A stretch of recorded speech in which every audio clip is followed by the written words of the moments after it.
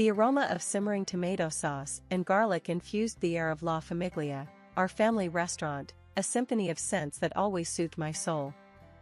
John, my husband for 3 decades, sat across from me, meticulously folding his napkin into a geometric origami masterpiece.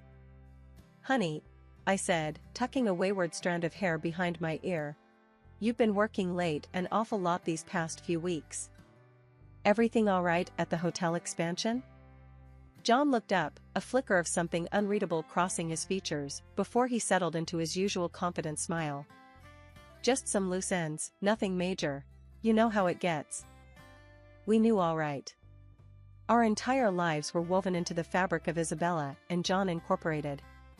La Famiglia, the cozy corner hotel next door, and our chain of laundromats, all testaments to our shared dreams, countless arguments, and the relentless march of time. We were a team, a well-oiled machine that had weathered every storm life threw our way. Or at least, that's what I thought. "Maybe delegate some of it," I suggested, swirling the ruby red wine in my glass. "We have a great team, remember?" John chuckled, the sound lacking its usual warmth. "Relax, love. Everything's under control. Besides," he leaned in conspiratorially, his voice dropping to a husky whisper, "I might have a surprise for you soon." Intrigue sparked in my chest, momentarily pushing aside the nagging suspicion that had been growing like a weed in my gut. "A surprise, huh? Don't leave me hanging." John winked, a mischievous glint in his eye. "Not just yet. Let's just say you deserve a little R&R after slaving away for all these years." The following weeks were a flurry of activity. John orchestrated everything, flights, reservations, even hiring extra help at the laundromats. The surprise, it turned out, was a solo trip for me. A whole month in South Africa, a country I'd dreamt of visiting for years. "Just you and some well-deserved relaxation," John had explained, his eyes holding a warmth that had been absent lately. "No work, no worries, just you and the breathtaking scenery." The day of my departure arrived. John, looking oddly nervous, helped me into the cab. As I pulled away from the curb, I cast a final glance at our house, bathed in the golden hues of the afternoon sun. South Africa unfolded like a breathtaking tapestry before me. I documented it all on social media, a relentless stream of photos chronicling my solo journey. Back home, John's "missing you" texts felt hollow, but I pushed it down, attributing it to the stress of running the businesses alone. Finally, after a month of exhilarating freedom, I came back home, ready to return to the familiar rhythm of life. Stepping off the plane, the first thing I did was switch on my phone.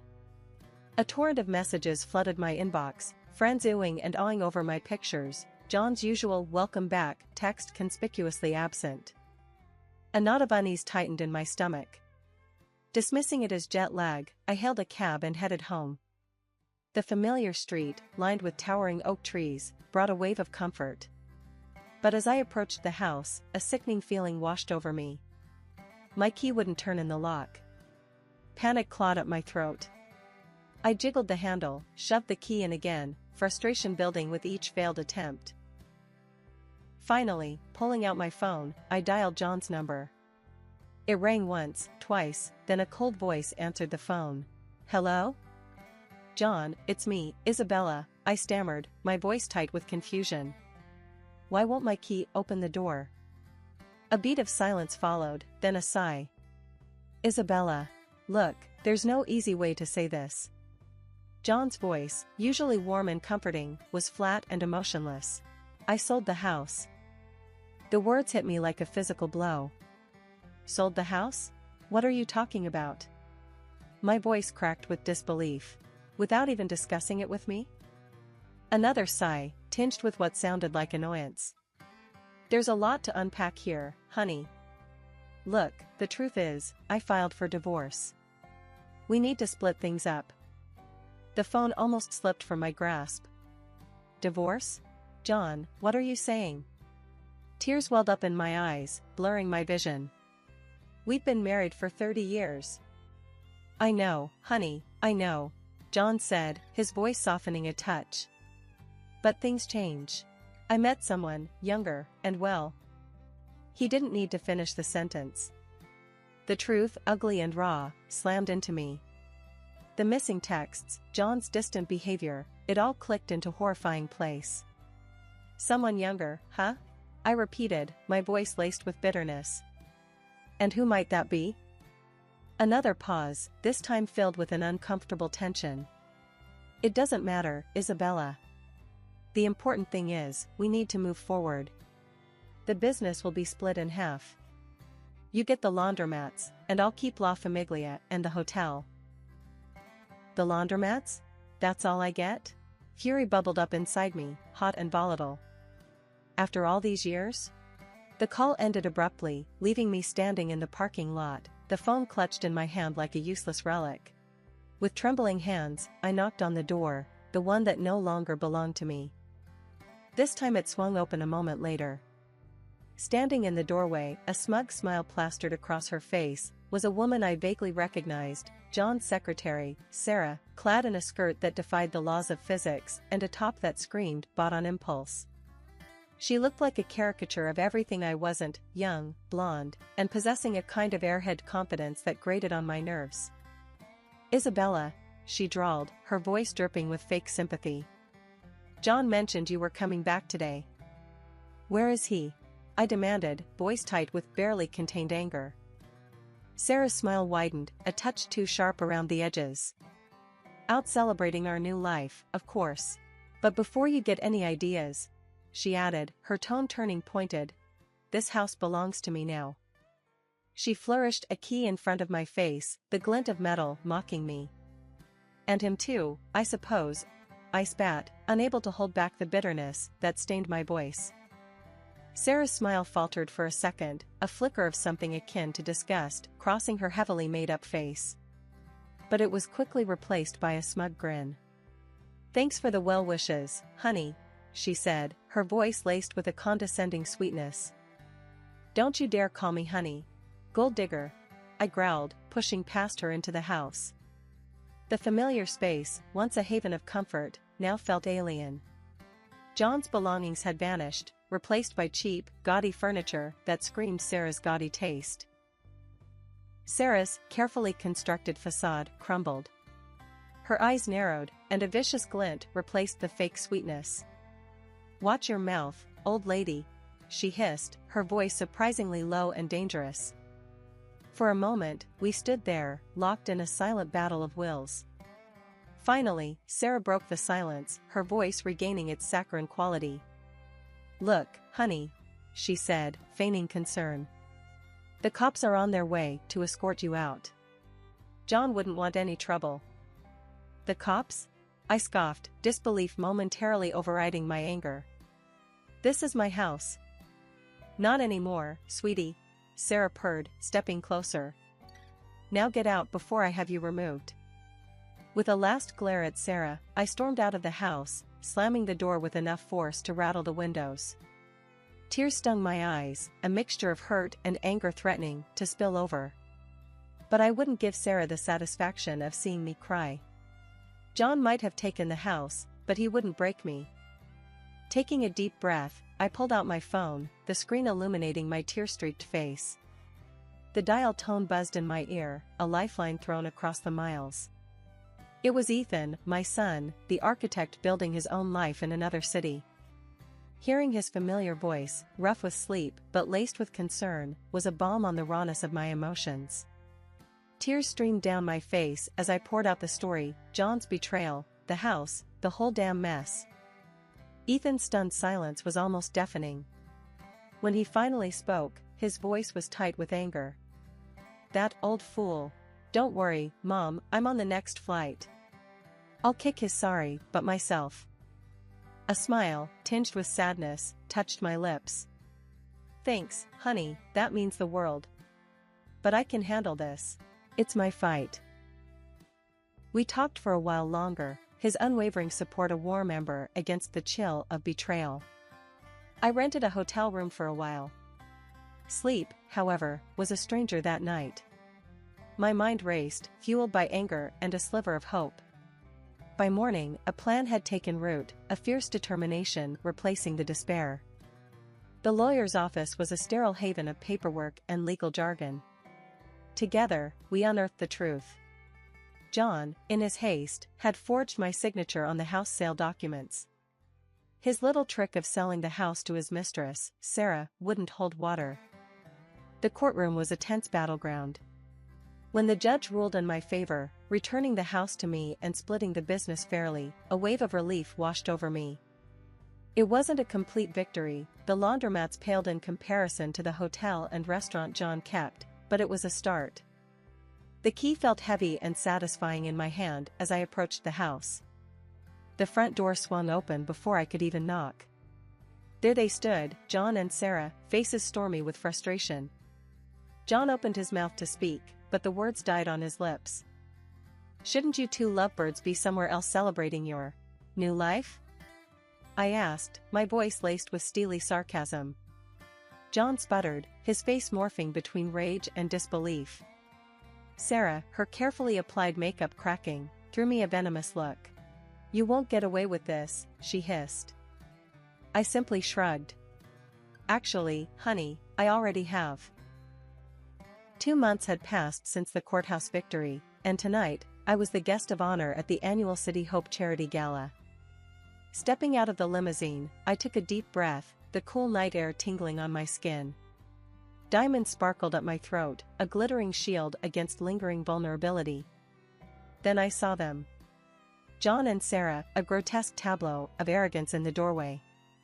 "Isabella," John drawled, his voice dripping with a false cordiality that made me want to spit. Looking, well. He didn't actually believe that, of course. Revenge, a dish best served cold, simmered in my veins. "John," I replied, my voice cool and controlled. "Try harder." He opened his mouth to retort, but I cut him off. "Don't worry," I said, my gaze flickering to Sarah. "You have each other now. A perfect match of shallowness." John's smile faltered for a second, then he puffed out his chest. "At least I have a young wife," he declared loudly, his voice aimed more at the gathering crowd than me. "Someone beautiful, unlike." He didn't finish the sentence, but the implication hung heavy in the air. Murmurs rippled through the crowd. A flicker of anger sparked within me. Time for a little public education. As I was escorted towards the stage, the microphone felt heavy in my hand, a weapon more potent than any diamond. "Good evening, everyone," I began, my voice ringing out clear and strong. "Many of you know me as a businesswoman, but tonight, I want to share a different story, a story about betrayal, resilience, and ultimately, hope." Taking a deep breath, I recounted the events of the past few months, the locked door, the forged signature, the fight for what was rightfully mine. A hush fell over the audience, their eyes glued to me. "And that's why," I concluded, my voice steady, "I've decided to use my experience to help other women caught in similar situations. Tonight, I'm announcing the launch of the Isabella Foundation, a safe haven for women facing financial hardship due to divorce or separation." The room erupted in applause, a wave of support washing over me. John, his face flushed with humiliation, shrunk back into the shadows. Sarah, her carefully constructed facade crumbling, looked like a storm cloud about to burst. The charity gala had been a turning point. John and Sarah slunk away like scolded puppies, but their defeat was far from sweet. The next few days were a living hell. My phone buzzed incessantly with a barrage of vile texts from Sarah, each message a venomous attack on my looks, my age, anything she could dredge up to try and hurt me. Ignoring the digital bile, I called John. "Get your mistress under control," I demanded, my voice laced with steel. John's response was a cold laugh. "You made your bed, Isabella. Now lie in it." That callous response was all the confirmation I needed. John wasn't just content with leaving me, he actively wanted to see me fail. Fine. Two could play that game. John had kept the flashier La Famiglia restaurant, while I ended up with the chain of laundromats. Not exactly a fair split, but I wasn't about to let it break me. Digging deep, I sold a few of the less profitable laundromats. With the cash, I did some intel gathering and discovered that surprise, Sarah was now managing La Famiglia. A slow smile spread across my face. It was time for some good old-fashioned competition. Right next door to La Famiglia, a dusty old diner was up for sale. It wasn't much to look at, but the location was perfect. This was going to be my redemption song. The diner underwent a metamorphosis. Gone were the greasy booths and chipped mugs. In its place emerged a vibrant, modern eatery, Isabella's Kitchen. I poached most of John's best staff. Turns out, they weren't exactly thrilled about working for a screeching banshee like Sarah. I knew La Famiglia's weaknesses: overpriced, outdated menu, and terrible online presence. Isabella's Kitchen offered a fresh, seasonal menu at competitive prices. We launched a sleek website with online ordering and a generous loyalty program. The grand opening was a roaring success. The place buzzed with energy, a stark contrast to the gloomy silence next door. Word of mouth spread like wildfire. Customers who used to frequent La Famiglia for lack of options now had a superior choice. Sarah, predictably, showed up at my door, a screeching harpy, demanding to see a manager. The security guard, a burly ex-Marine I'd hired, took one look at her and politely suggested she take a hike. A year later, La Famiglia was a boarded-up shell, a testament to John's poor taste in both mistresses and business partners. As for me, Isabella's Kitchen was thriving, a beacon of success built on the ashes of betrayal. John, if you were listening, this one's for you. Never underestimate a woman scorned. A few months later, Ethan, my architect son, burst into my office, a glint of mischief in his eyes. We'd grown closer since my whole rebirth ordeal, and his visits were always a welcome break from the daily grind. This time, though, the news he carried was unusual. "Mom," he began, lowering his voice conspiratorially. "Guess what the city's planning?" "Spill it, kiddo," I said, putting down my pen, intrigued by the hushed tone. "They're building a sewage treatment plant right next to Dad's fancy hotel." A slow smile crept across my face. John, bless his clueless heart, had poured all his remaining money into that hotel. It was his pride and joy, the last bastion of his successful post-divorce life. This little tidbit from Ethan, however, felt like the universe handing me a golden ticket. "Are you sure?" I asked, wanting to confirm the sweet karma. "Positive," Ethan grinned. "Saw the blueprints myself. Apparently, it's prime location for these treatment things. Not exactly the view Dad was banking on for his luxury experience." The image of tourists lounging by a pool while the aroma of raw sewage wafted through the air was enough to make me snort with laughter. "Should I tip him off?" Ethan asked, a mischievous glint in his eyes. The temptation was strong. But I remembered the abuse his mistress had hurled at me, and the pity disappeared from my heart. "Nah," I said, a steely glint entering my own eyes. "Let him stew in his own ignorance. This one's on him." John, ever the gambler, had also taken out a hefty loan to expand the hotel, further tying himself to the sinking ship. The news about the sewage plant hit the local news a few months later, causing a predictable public outcry. Tourists canceled reservations in droves, and John's once gleaming hotel became a ghost town. One morning, I woke up to news that the hotel had officially shut down. John, drowning in debt and a bitter taste of defeat, had vanished. My heart didn't exactly do a victory dance. After all, the man was still the father of my son, but a sense of quiet satisfaction settled in. Karma, it seemed, had a wicked sense of humor. Isabella's Kitchen, meanwhile, was thriving. Life, it seemed, had a funny way of balancing the scales. John may have gotten his young wife, but I got the last laugh, and a thriving business, to boot. As I raised a glass of champagne in celebration that night, I silently toasted to a future filled with delicious food, loyal customers, and the sweet taste of well-deserved revenge. Isabella's Kitchen wasn't just a restaurant anymore, it was my muse. The anger that fueled its creation had morphed into a deep passion for creating a unique dining experience. The real joy came from the happy faces around the tables, the satisfied murmurs about the food, the buzz of conversation that filled the air each night. Ethan, my ever-supportive son, saw this shift in me. He knew the story behind the restaurant, but also saw the potential it held. "Mom," he said one day, his eyes gleaming with a familiar architect's fire, "have I ever shown you my crazy ideas for expanding Isabella's kitchen?" "Crazy?" I asked, intrigued. Ethan had a wild streak when it came to design, a quality I both admired and feared in equal measure. He pulled out a tablet, his finger flying across the screen. What unfolded was a vision that left me speechless.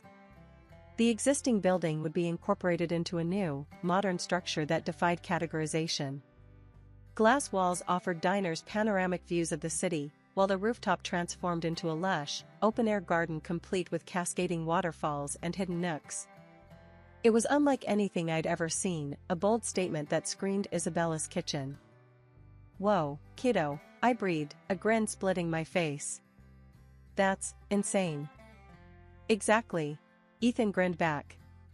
"We can create an experience, Mom. Not just a place to eat, but a destination." We dove headfirst into the project. The construction phase was a whirlwind of activity, the constant hum of machinery a soundtrack to my excitement. Finally, the day arrived, the grand reopening of Isabella's Kitchen 2.0. The reaction was beyond anything I could have imagined. Journalists clamored for interviews, bloggers dubbed it the city's new architectural landmark, and customers lined up around the block for a chance to experience the transformed space. Business boomed, reservations became a necessity, and the success was intoxicating. As for John, well, rumors swirled that Sarah, the young gold digger, had finally gotten bored and flown the coop. He was apparently drowning in debt and, according to Ethan, had become a social pariah. Months melted into a blur of activity. Isabella's Kitchen 2.0 was a runaway success, the reservations booked solid weeks in advance. Ethan, my ever-enthusiastic partner in crime, was a whirlwind of ideas, constantly brainstorming new locations and menu concepts. The dream of a restaurant chain, once a distant flicker, was now a very real possibility. One crisp autumn afternoon, however, the past came knocking on my door, quite literally. It was John, looking like a deflated balloon, his once polished suit hanging off him like ill-fitting armor. The arrogance that used to define him was gone, replaced by a weary desperation. "Isabella," he rasped, his voice hoarse. "Can I come in?" "What do you want, John?" My voice was cool, devoid of the anger that used to simmer just beneath the surface. He shuffled in uninvited, his eyes darting around the tastefully decorated foyer. I need your help." The audacity of it almost made me laugh. This man, who had betrayed me, lied to me, and tried to take everything I had, now expected me to be his savior. "Help?" I echoed, my voice laced with disbelief. "After everything you've done?" John slumped onto a nearby chair, the bravado completely gone. "I messed up, Isabella," he admitted, his voice barely a whisper. "Big time. Sarah left me high and dry, the hotel's gone belly up, and I'm drowning in debt." A part of me, a very small part, felt a flicker of pity. But mostly, I felt a cold satisfaction. Karma, it seemed, had a hefty right hook. "So you want what?" I asked, my voice devoid of sympathy. "A handout? A loan?" John shook his head, a flicker of something like shame crossing his face. "No. I miss you. I miss the life we had." The laugh that escaped my lips was devoid of humor. "That life is gone, John. And you blew it up yourself." He looked like a kicked dog, his shoulders slumped in defeat. For a moment, I almost felt sorry for him. Almost. "There's nothing I can do for you, John," I said finally, my voice firm. "You need to make your own bed now, and lie in it." He stood up slowly, defeat etched on his face. "I understand," he mumbled, shuffling towards the door. I wanted you to know I was sorry." "Sorry doesn't fix things, John," I said, the last vestige of pity evaporating. "It never did." He nodded, his face a mask of misery, and stepped out into the cool afternoon air. I watched him go, a strange sense of peace settling over me. Life, it seemed, had a funny way of working itself out. Standing there, the scent of success swirling around me, I knew one thing for certain: never give up on yourself, fight for what's yours, and never underestimate the power of a good revenge dish, served piping hot with a side of self-made success.